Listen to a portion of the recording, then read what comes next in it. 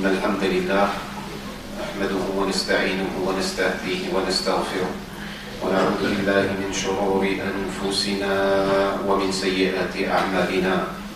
من يهده الله فلا مضل له ومن يضلل فلا هادي له، وأشهد أن لا إله إلا الله وحده لا شريك له، وأشهد أن سيدنا وحبيبنا وقائد دربنا ومعلمنا محمدا عبد الله ورسوله وصفيه من خلقه وحبيبه، بلغ الرسالة وأدى الأمانة ونصح الأمة وكشف الله به الغمة وتركنا على المحجة البيضاء ليلها كنهارها لا يزيغ عنها إلا هالك. اللهم صل وسلم وبارك عليه في الأولين، اللهم صل وسلم وبارك عليه في الآخرين، اللهم صل وسلم وبارك عليه في الملأ الأعلى إلى يوم الدين. اللهم صل وسلم وبارك عليه في كل وقت وحين برحمتك يا رب العالمين. يا أيها الذين آمنوا اتقوا الله وقولوا قولا سديدا يصلح لكم أعمالكم ويغفر لكم ذنوبكم، ومن يطع الله ورسوله فقد فاز فوزا عظيما. اللهم اجعلنا من عبادك الفائزين. ثم أما بعد، فإن أصدق الحديث كتاب الله، وخير الهدي هدي سيدنا محمد صلى الله عليه وسلم، وشر الأمور محدثاتها، وكل محدثة بدعة، وكل بدعة ضلالة، وكل ضلالة في النار. أعاذني الله وإياكم من الوقوع في ذلك. معاشر المسلمين والمسلمات، ما زلنا في رحاب سورة الكهف مع الدروس المستلهمة والمستخلصة من هذه السورة العظيمة من القرآن الكريم. تطرقنا في الأسبوع الماضي عن أول فتنة ذكرت في هذه السورة، هي فتنة الإيمان التي تصيب الإيمان. وقد ذكرنا أصحاب الكهف ما أصابهم وما هي النجاة من ذلك، ومن أين تأتي الفتن تجاه الإيمان. قد تأتي من داخل وقد تأتي من خارج إطار الإيمان. ثم ذكر الله تبارك وتعالى فتنة المال، ذكر أمر المال مع قصة صاحب الجنتين، وضرب لهم مثلا رجلين جعلنا لأحدهما جنتين من أعناب وحففناهما بنخل وجعلنا بينهما زرعا. فقد ذكر الله تبارك وتعالى هذه القصة، وذكر لنا أن صاحب الجنتين تعاظم الأمر عنده، واعتبر في أول فتنة أصابته أنه اختل عنده ميزان التفاضل. اختل عنده ميزان التفاضل، والتفاضل الذي يقاس بالتقوى وبالعمل الصالح، بين أن التفاضل عنده كان أنا أكثر منك مالا وأعز نفرا، أي باعتبار القبيلة، باعتبار العشيرة، باعتبار الأولاد، باعتبار المال الذي يتدفق بين يديه. ثم الفتنة الثانية التي ابتلي بها صاحب الجنتين، قال ما أظن أن تبيد هذه أبدا. كان يظن ويتيقن أن هاتين الجنتين لن تبيد أبدا، كأنه مخلد في الأرض، وأنه سيعيش أبد الآبدين مع هاتين الجنتين.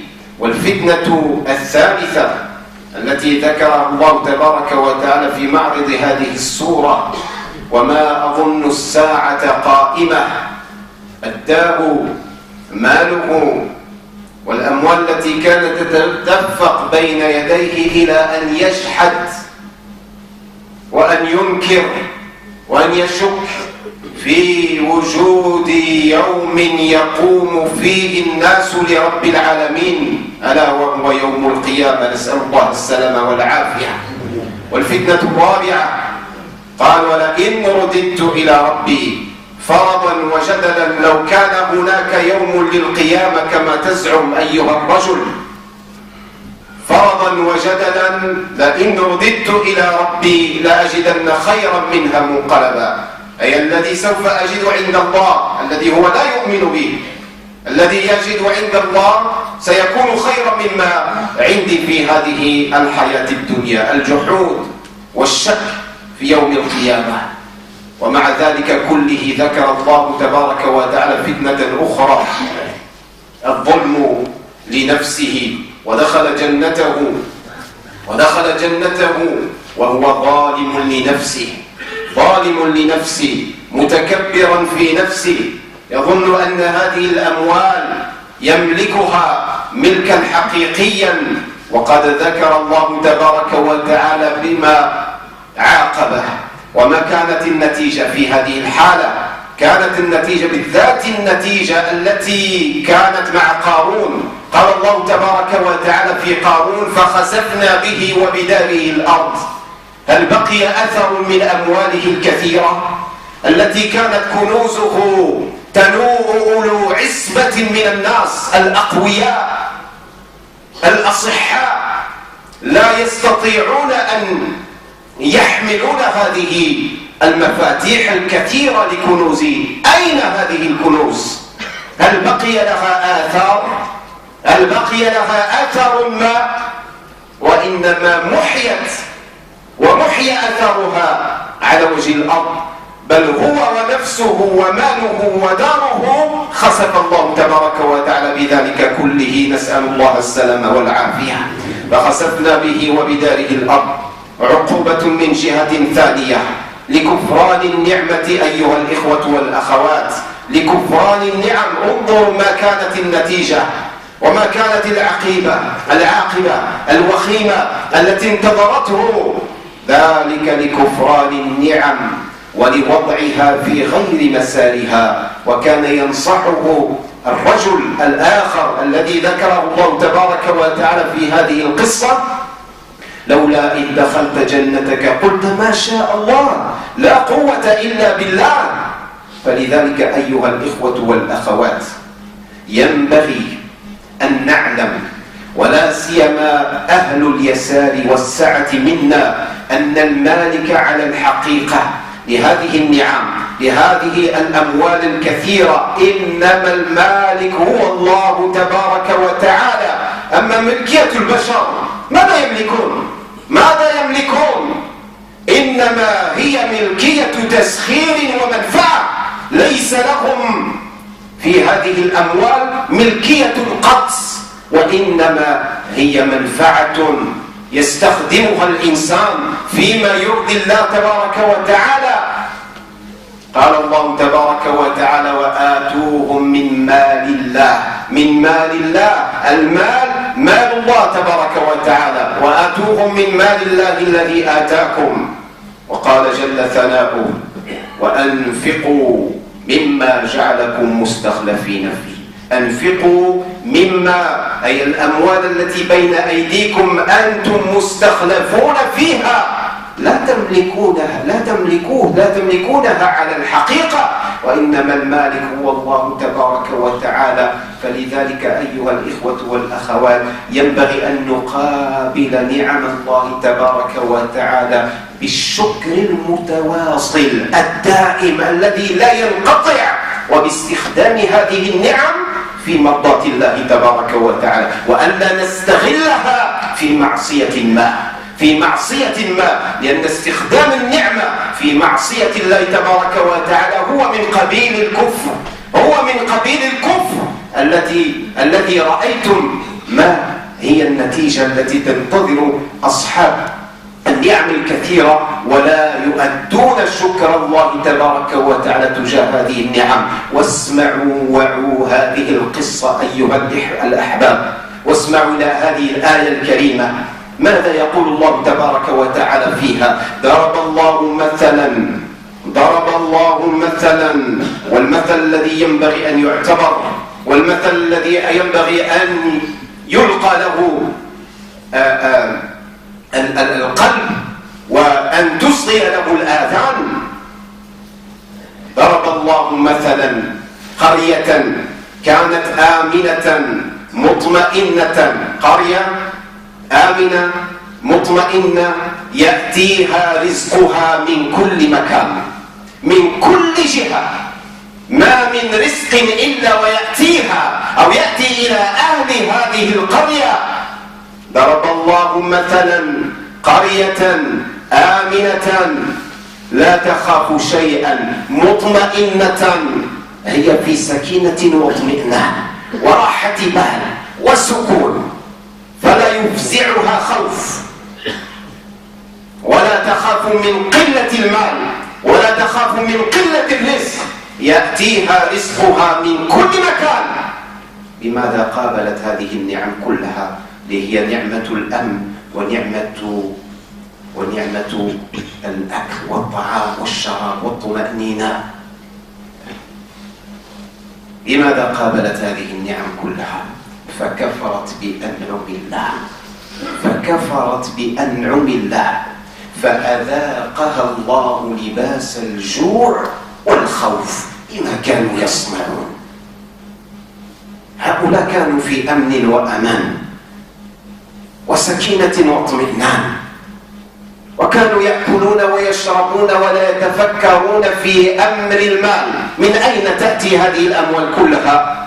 من أين يأتي هذا الرزق من كل مكان ونحن لسنا متسببين فيه؟ ينبغي أن نقابل النعم أيها الإخوة والأخوات بالشكر الدائم المتواصل، وباستخدام هذه النعم فيما يرضي الله تبارك وتعالى. ومن هنا أيها الإخوة والأخوات قد يظن الظان أن هذه الفتنة لا ينبغي أن ننظر إليها أو ينظر إليها الإنسان بأن البديل لهذه الفتنة أن يعيش المجتمع في فقر وعوز وحاجة واضطراب. لا، كلا، لا يعني أن المال فتنة ينبغي أن نترك الأموال، لا، فقد لأن الفقر أيها الإخوة والأخوات شر مستطير. قال كان رسول الله صلى الله عليه وسلم يستعيذ بالله من الفقر ويجمعه مع الكفر. كان يقول رسول الله صلى الله عليه وسلم في كل يوم وليلة: وأعوذ بك من الكفر والفقر. الفقر شر، لا ينبغي أن نظن بما أن المال فتنة ينبغي أن نكون كلنا فقراء وأن نترك هذه الدنيا. لا، وإنما ينبغي أن نحسن استخدام نعم الله تبارك وتعالى. وقال رسول الله صلى الله عليه وسلم: اليد العليا خير من اليد السفلى. اليد الغني الذي يعطي وينفق في سبيل الله خير من الذي يتكفف الناس بالسؤال، خير له. فلذلك الغنى ليس شرا، الغني ليس من أشرار المجتمع. الغني إن الله تبارك وتعالى كما قال رسول الله صلى الله عليه وسلم: يحب العبد التقي. الغني الخفي يحبه الله تبارك وتعالى. لماذا؟ لأنه تقي، وفي الوقت نفسه غني، وفي الوقت نفسه خفي مستور، ويفعل الخير بهذا الغنى وبهذه الأموال التي بين يديه. فلا ينبغي أن ننظر إلى أن نكون فقراء في المجتمع. وهذا يعني أيها الإخوة والأخوات أن يكون المال مكتسبا من حل، أن يكون المال مكتسبا من حل، وأن ينفقه في حق. هاتان الدائرتان التي تحدد استعمالنا للمال، من أين أتى وأين ذهب، ما هو مدخله وما هو مخرجه أو مخرجه، من أين أتى وأين أنفقت. هل جاءك من حل؟ هل أنفقته في حق؟ هل أنفقته فيما هو نافع؟ هل أنفقته في سبيل الله؟ هل أنفقته في تربية أبنائك؟ هل أنفقته فيما يعود عليك بالصلاح في هذه الدنيا وفي الآخرة؟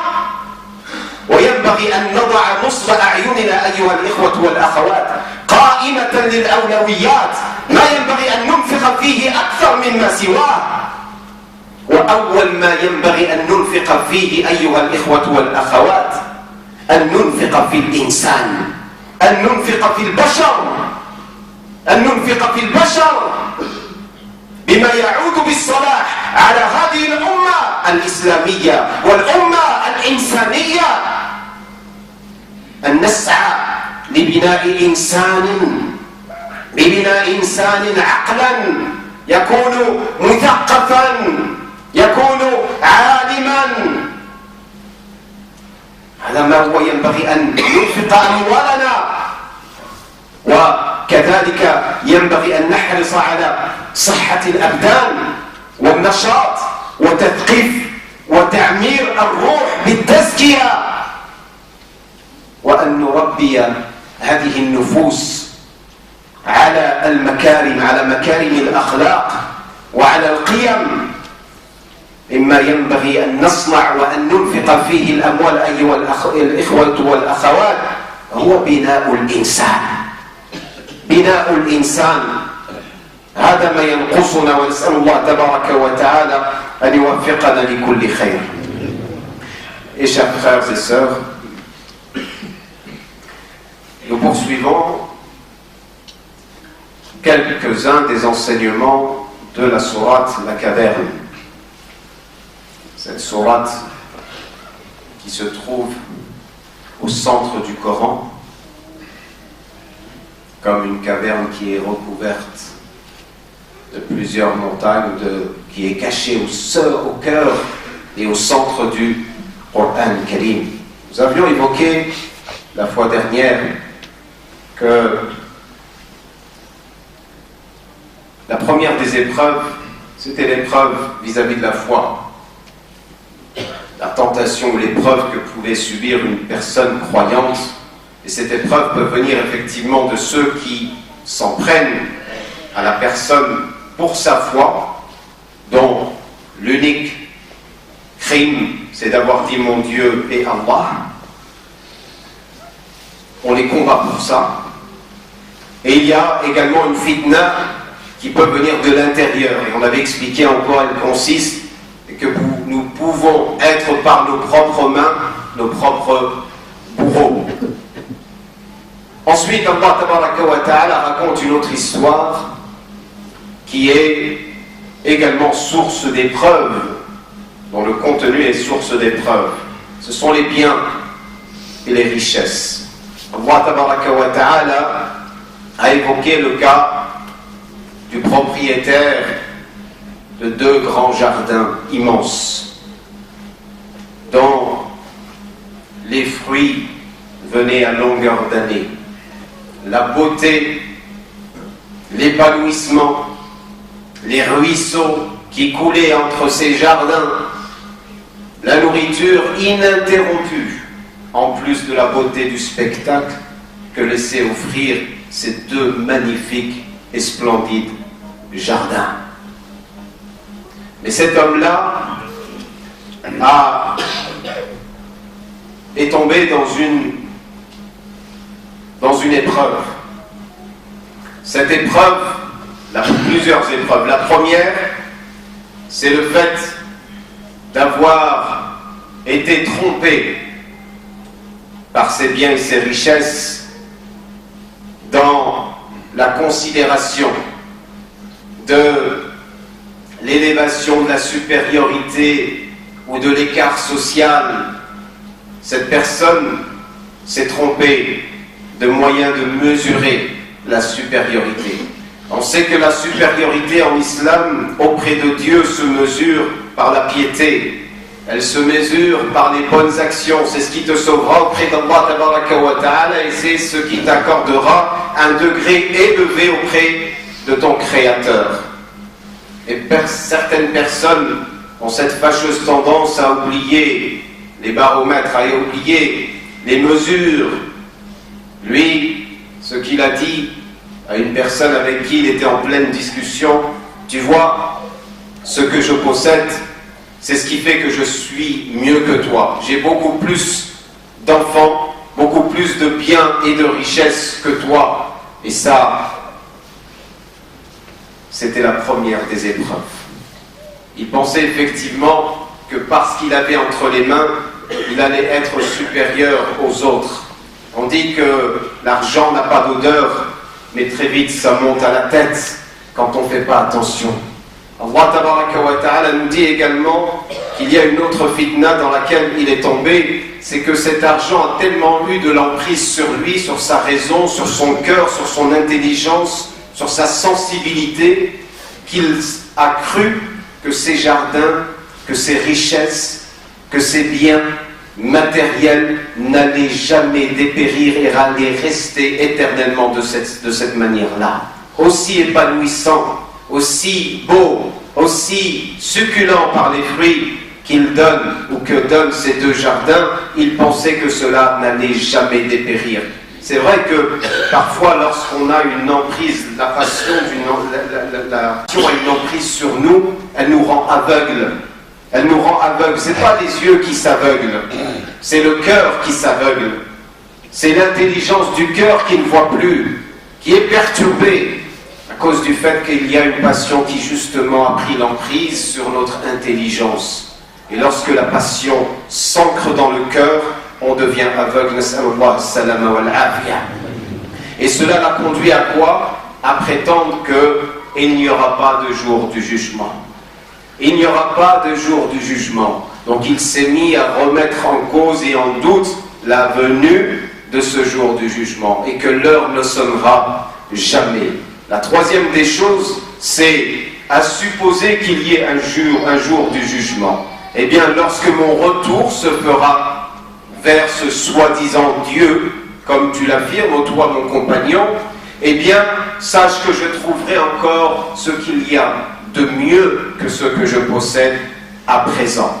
Et également, le tout est couronné par une injustice et un tort qui est fait à lui-même. Allah Tabaraka wa Ta'ala nous dit à son sujet, il est rentré dans ses jardins, tout fier, tout orgueilleux, en disant, en causant des propres torts envers sa propre personne. En causant des torts envers sa propre personne, celui-ci pensait bien agir, mais en réalité il est tombé dans la pire des épreuves. Nas'alullah as-salama wal afiya. Et son compagnon lui dit, si seulement lorsque tu rentres chez toi, lorsque tu rentres dans ta demeure, dans tes jardins, tu avais dit Masha'Allah, ceci c'est grâce à la volonté de Dieu. La quwwata illa billah. Il n'y a de puissance ni de force qu'en Allah Tabaraka wa Ta'ala. Il est capable de tout te reprendre en un clin d'œil. Et en un moins que rien. Mais lui, non. Il est monté sur ses chevaux. Il est enflé d'orgueil. Et il a oublié. Et ce qui lui est arrivé, c'est exactement ce qui est arrivé à Qarun. Qarun, quand son peuple lui a dit, mais réfléchis un peu. Tout ce que tu as comme richesse. Vous vous rappelez que les richesses de Qarun, il fallait une bande de gaillards très très forts pour porter simplement les trousseaux de ses trésors. Uniquement les trousseaux des trésors. Alors je vous laisse imaginer les trésors et les richesses qu'il avait en nombre incalculable. Mais pourtant il s'est dit, ceci provient de mon intelligence, provient de mon savoir, provient de ma sagesse, de ma manière de faire, c'est la sueur de mon front. Tout ce que j'ai actuellement, je suis redevable envers personne. Je l'ai fait par moi-même. Mais son peuple lui dit, crains Dieu. Tout ce qui te vient, ça vient de la part d'Allah, Tabaraka wa Ta'ala. Et qu'est-ce qu'il a dit? Non, il n'a pas voulu entendre, il n'a pas voulu se laisser raisonner. Allah Tabaraka wa Ta'ala a donné le résultat. Le résultat, c'est qu'il a été englouti, lui, sa maison, ses richesses et sa propre personne, au point qu'il ne restait plus aucune trace de Qarun, et l'histoire en était ainsi scellée et définitivement terminée. Allah Tabaraka wa Ta'ala nous rappelle par cela que les richesses, mes chers frères et sœurs en islam, c'est un bienfait de Dieu. En aucun cas, elle doit nous monter à la tête, nous gauchir l'esprit et travestir l'esprit par lequel Allah tabaraka wa ta'ala nous appelle à la gestion des biens. Il y a certaines personnes, quand ils entendent ces versets ici et là dans le Coran Karim, qui nous disent que l'argent c'est une fitna, les biens c'est une fitna. Effectivement c'est une fitna, mais ils adoptent une manière complexée, ils ont une relation complexée avec l'argent. L'argent ne doit pas être la source de conflit. L'argent ne doit pas être rejeté, ça ne signifie pas qu'il faille vivre dans une société pauvre et démunie et repliée sur elle-même ou vivant en repli dans une montagne ou autre. Ce n'est pas ça l'enseignement qu'il faut retenir. Le prophète sallallahu alayhi wa sallam a dit la pauvreté est un mal.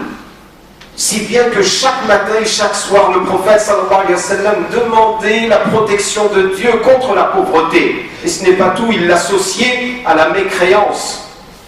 Il associait la pauvreté, le mal de la pauvreté, identique au mal que produit le fait de renier l'existence d'Allah tabaraka wa ta'ala.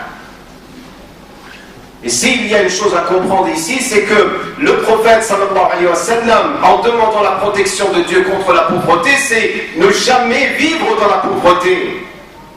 Si on peut l'éviter, qu'on l'évite. Parfois, on ne peut pas choisir, c'est vrai. Qu'Allah vienne en aide à tous les pauvres. Qu'Allah subhanahu wa ta'ala les sorte de ces difficultés. Mais il ne faut pas la choisir. L'argent, les biens, les richesses, c'est une fitna. Et c'est une épreuve. Fitna dans le sens d'épreuve.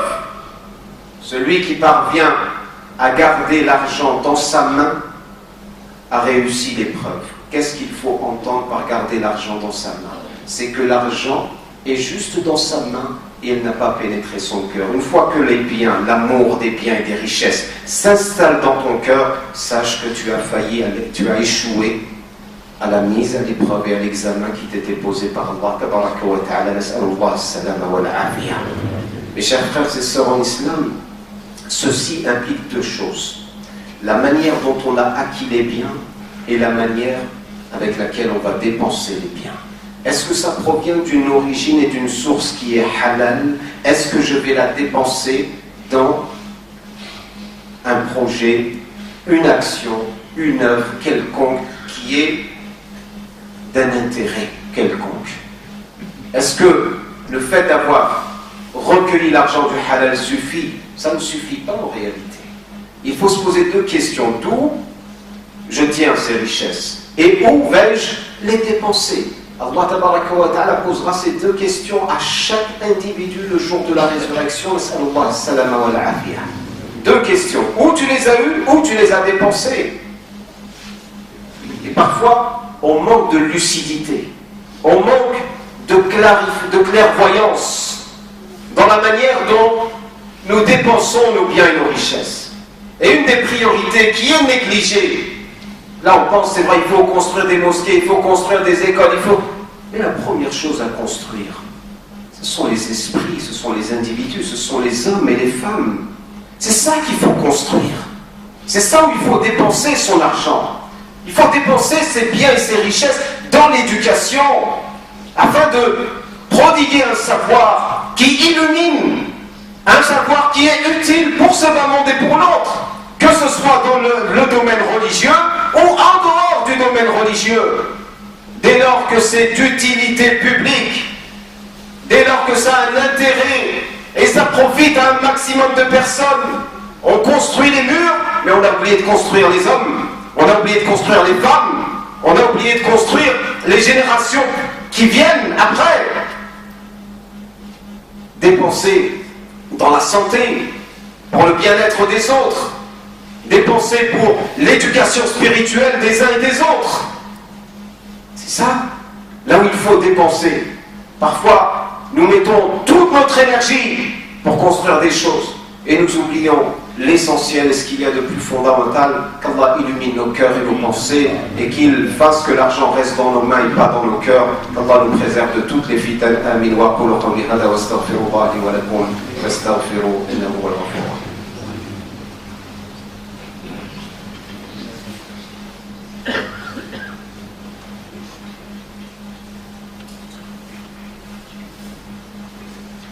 الحمد لله نحمده ونستعينه ونستهديه ونعوذ بالله من شرور أنفسنا ومن سيئات أعمالنا من يهديه الله فلا مضل له ومن يضلل فلا هادي له أشهد أن لا إله إلا الله وحده لا شريك له وأشهد أن محمدا عبده ورسوله وصفيه من خلقه وحبيبه اللهم صل وسلم وبارك عليه في الأولين وفي الآخرين وفي الملأ الأعلى إلى يوم الدين ثم أما بعد إخوة الإيمان أوصيكم ونفسي بتقوى الله تبارك وتعالى فإن الله يحب المتقين. Mes chers frères et sœurs en islam, je vous recommande ainsi qu'à moi-même la piété. Avant de clôturer ce prêche, nous appartenons à Allah et c'est vers lui que nous retournerons.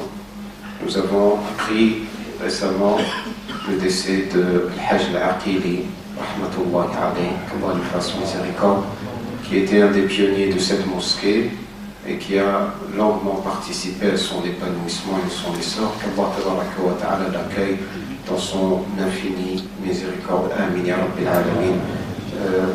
Il y a d'autres personnes également qui nous ont demandé des du'as. La liste est très longue. Qu'Allah subhanahu wa ta'ala leur vienne en aide. Je sais qu'il y a une femme qui va subir pour la 5e fois une césarienne. Qu'Allah tabaraka wa ta'ala lui donne la facilité, la guérison. Il y a notre jeune frère Yanis qui est qui a été amputé d'une jambe et qui a fait une opération, et nous demandons à Allah que la suite de cette opération, Inch'Allah, soit une bonne issue et qu'Allah lui facilite et lui donne la guérison la plus rapide. Amin ya Rabbil Alamin. Il y a un frère qui nous a demandé des du'as pour un membre de sa famille, qu'Allah réalise ses souhaits. Il y a une jeune femme, il y a une femme également qui a demandé des du'as pour son fils qui est rentré en prison. Sallallahu tabaraka wa ta'ala أن يصلح أحواله يا رب العالمين ويهديه. Qu'Allah réveille les cœurs de nos enfants ya Rabbil Alamin. Qu'Allah réveille les cœurs de nos enfants et leur conscience. Qu'Allah les guide dans le droit chemin. Qu'Allah nous préserve notre descendance et nos enfants ya Rabbil Alamin. Allahumma ارحم موتانا وموتى المسلمين. اللهم ارحم موتانا وموتى المسلمين. اللهم اشف مرضانا. اللهم اشف مرضانا. اللهم اشف مرضانا ومرضى المسلمين. اللهم احسن عاقبتنا في الامور كلها واجرنا من خزي الدنيا وعذاب الاخره يا رب العالمين. اللهم اصلح امر هذه الامه يا رب العالمين.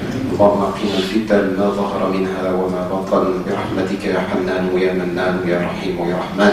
اللهم اصلح اولادنا. اللهم اصلح بناتنا. اللهم اصلح زوجاتنا. اللهم اصلح شبابنا. اللهم اصلح شيوخنا يا رب العالمين. اللهم اصلح مجتمعنا. اللهم اجعلنا من عبادك الصالحين المصلحين. اللهم اجعلنا من عبادك الصالحين المصلحين.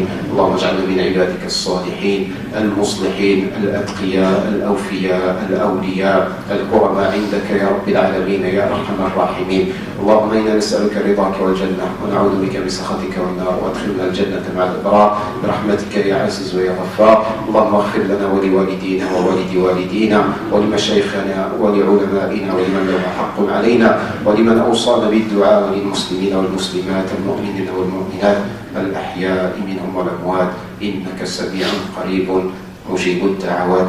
N'oublions pas bien évidemment notre frère Salah, Al-Hajj Rida, Al-Hajj Ahmed, Al-Hajj Arabi, Al-Hajj Ben Mukhtar également. Sallallahu tabaraka wa ta'ala an yashfiyahum jami'an.